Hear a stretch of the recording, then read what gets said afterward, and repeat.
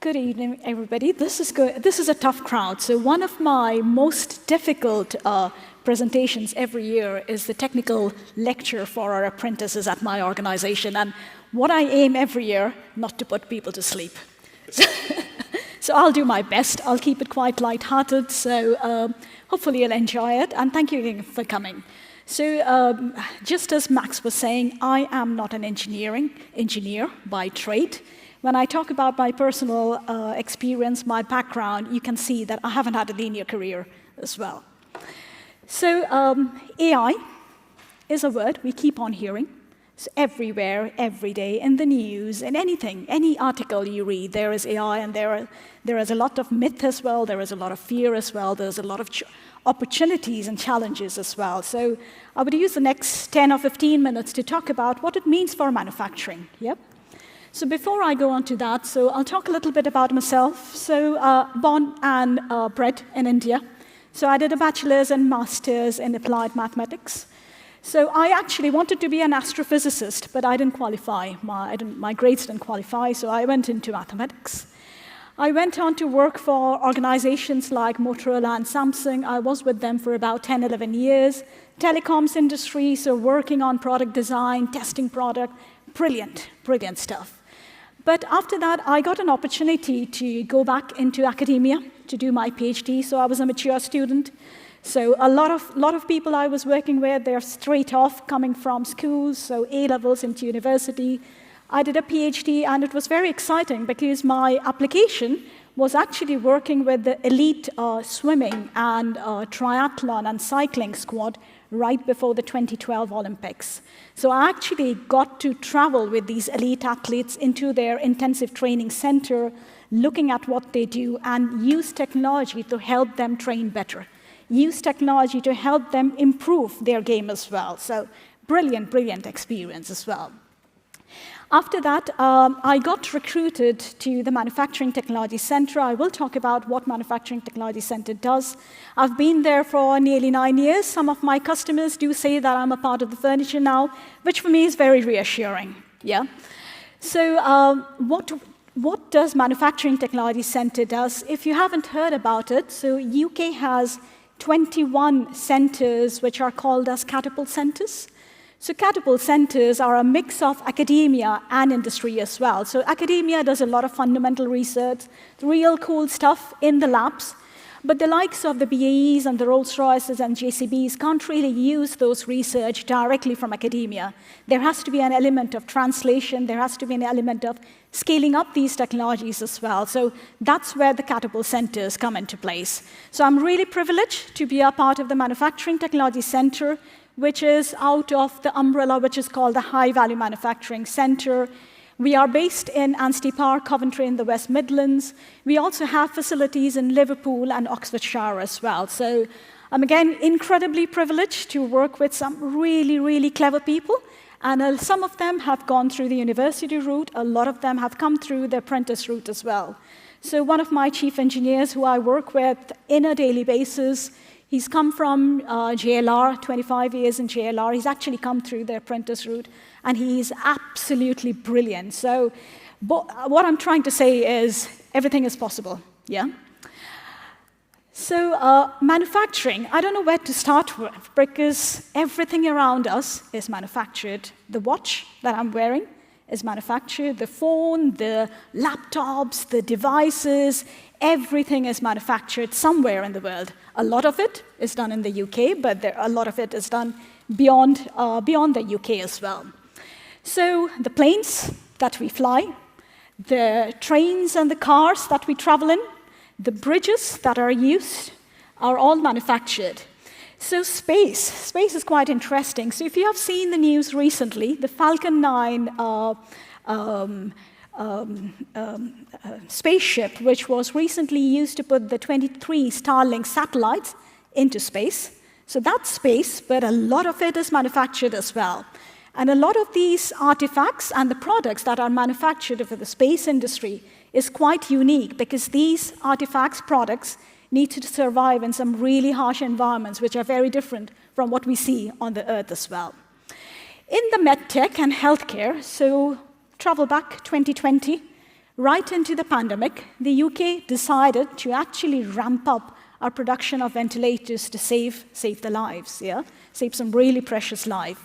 So a consortium based off aerospace engineers, digital experts, as well as F1 teams came together, and this was, I think, the UK's most ambitious collaborative engineering project since the Second World War.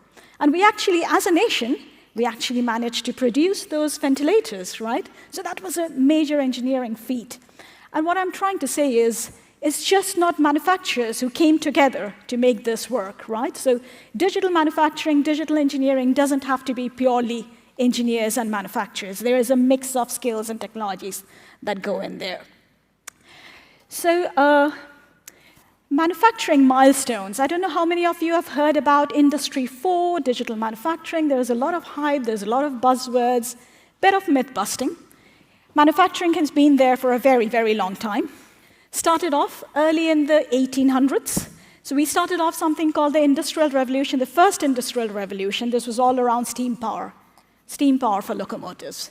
Moving on into the early 1900s, that was the second Industrial Revolution, and this was all about electric power, yeah?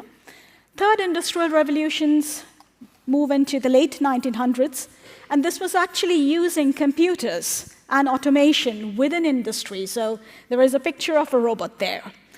But Industry 4 is now here, yeah? It's not something that's going to happen in the future, it's already happening.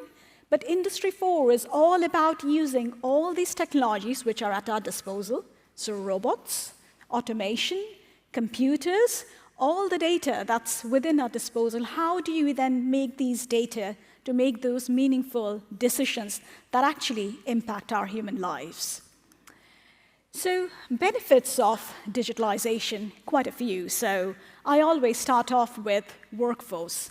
So industrial digitalization acts a huge role in actually keeping our workforce safe, because we do work in some really, really unsafe conditions as well. So health and safety is a huge benefit of industrial digitalization.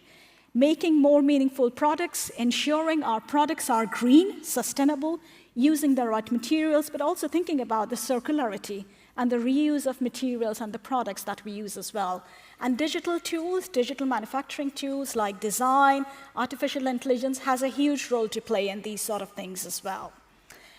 So artificial intelligence, if you ask me what artificial intelligence means to me, I say it's a tool that actually augments our life. Artificial intelligence, because there is a lot of hype and myth about it, robots are here, AI is here to take our jobs. It's not that. It's about using these tools to make a meaningful impact in our lives. There are quite a few different variety of use cases across manufacturing and industries, and I always start with the one at the bottom left, which is around food and harvesting, yeah? So if you have seen this robot, this actually looks like a dog. It's called Spot the Dog, which is a quadruped made by an American organization called Boston Dynamics. It's actually brilliant. It's a robotic dog with a camera on top of it. And the use case here is within orchards, when we apply pesticides and these harmful chemicals, research has shown 95% of the time the chemicals actually don't get applied at the point of use. So it's not applied when it needs to be used, and these chemicals are then washed into our environment, into our water streams as well. So by using this quadruped, this robot, in an orchard to take images of these plants, the fruits, the apples, and the leaves to actually detect when the pests are in there, when these chemicals need to be applied, is something that we have trialed in a couple of orchards within the UK as well. So again, AI and digital tools. The other one that is very close to my heart is the one at the top left, environmental monitoring. As I said, I'm born and brought up in India. So one of the states in India is called Bihar, and it is prone to a lot of flooding. Every year there is a lot of flooding as well, and there is no real dynamic forecasting or forecasting in advance to show whether floods are meant to happen. Thank you. And there is a lot of lost lives and livelihoods as well. So there was a trial that Google actually did, working with the local government officials to look at the terrain, to look at the water levels, to look at other parameters to actually give the environmental officials 48 hours notice for the flood forecasts. So again, data, AI used for the benefit of mankind as well. The other pictures that you can see here is drones. So drones have a big place to play, again, moving humans away from hazardous environments. So in this case, it is about inspecting wind turbines. So we have a lot of offshore and onshore wind turbines within the Europe as well. So how do you inspect these wind turbines by taking humans out of the loop? You can also, third picture at the top, you can see a little robot within the confines of a pipe. So this is a little crawler robot which actually goes into very confined spaces, takes the data, and then you can analyze the data using artificial intelligence to see the structural integrity of these pipes as well. AI has a role within education, I always say, but this is for augmenting the teacher's role. This is not for replacing the teachers. So of course, diagnostics and things like that. And medtech, one of the use cases that I've recently heard is a trial that's been done in the UK around X-ray.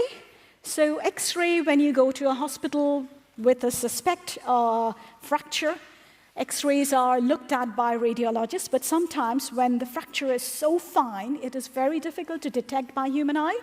So having an AI algorithm working alongside a radiologist to pick those really niche cases is very, very important for patient care as well. I'll finish off with a couple of use cases to let you think a little bit about the state of the possible.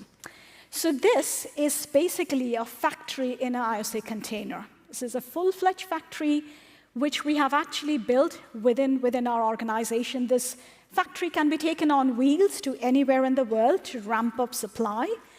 But what is quite interesting in this particular use case was around cryogenic pipe assemblies for refrigerated trucks. So these are trucks which actually take food to different parts of the world, right? It has to be kept in a certain environmental conditions. So what typically happens in the UK, if you have some faults in some of these cryogenic pipes within the engine of these trucks, somebody comes in to actually repair it, and there are just 20-odd people within the UK we can certify the maintenance of these pipes. So taking, again, the human, but also placing automation and digital to augment the human to make these sort of decisions correctly is quite useful as well. Last but not the least, we've also done some work in construction and infrastructure as well. So cladded tunnels and archways are really common in the UK. We do have people living or shops inside cladded tunnels. And when things go wrong, so these are very, very old infrastructure, so brick walls, basically, masonry walls, and they have a lot of subsurface defects, so water ingress or bricks missing as well. So typically, the inspection is somebody goes in, removes the cladding, a person walks in with a little hammer test, you listen to the sound of the hollow masonry and say, okay, there is a defect that needs to be rectified now because we actually have people living in these tunnels, right? So you can actually use things like ground-penetrating radar. You have heard about radar. So these are commercially off-the-shelf tools that are available at our disposal now. But again, using the data, using AI to then remove humans from these very hazardous conditions are the benefits of AI. I will leave you with this last slide. So skills, as I said, my career isn't linear. I'm not an engineer by any means, but I do run a digital manufacturing faculty within Manufacturing Technology Center where innovation is key. Yeah? So I will leave you with the 3 skill sets that I think are essential for the future and for now. Technical skill sets, definitely. STEM is important, but things like arts, things like finance, things like sales, things like digital marketing is also very important as well. Arts and user experience is very, very keen for introducing any sort of new technology. Things like social skills are really important because we do have an aging workforce. When you're thinking of introducing new technology, we've got to think about how we retrain and how we redeploy our workforce. So social skills are very, very important whenever any disruptive skills are introduced, disruptive technologies are introduced. Last but not the least, leadership skills are really important because any sort of disruptive skills comes with a lot of transformative vision as well. To be able to do that, we've got to need the social skills and the leadership skills. So I'll leave you with that last slide. Thank you. Thank you for listening.